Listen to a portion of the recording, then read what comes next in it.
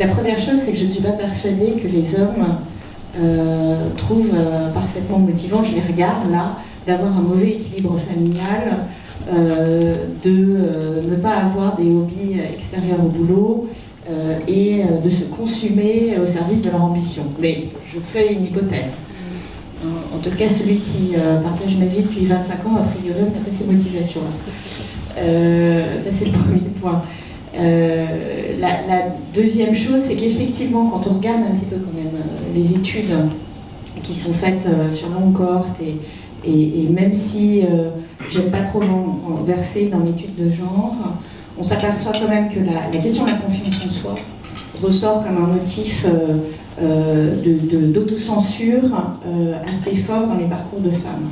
On le voit dans les parcours de dirigeantes sur l'ensemble des entreprises, c'est-à-dire on va prendre des entreprises, là ça va être une dominante PME, le motif, la question de la confiance en soi est quelque chose qui ressort beaucoup plus massivement que chez les hommes. Les hommes vont dire mon problème c'est le management, ce qui est assez étonnant d'ailleurs, comme premier point de...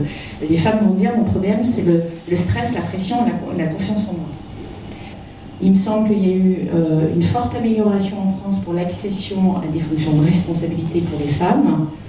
Ce qui est clairement aujourd'hui très problématique, c'est l'accession à the very top. Et là, la raréfaction de l'oxygène et la violence quand même qui est liée à cette dernière marche est probablement un sujet qui n'est pas encore traité.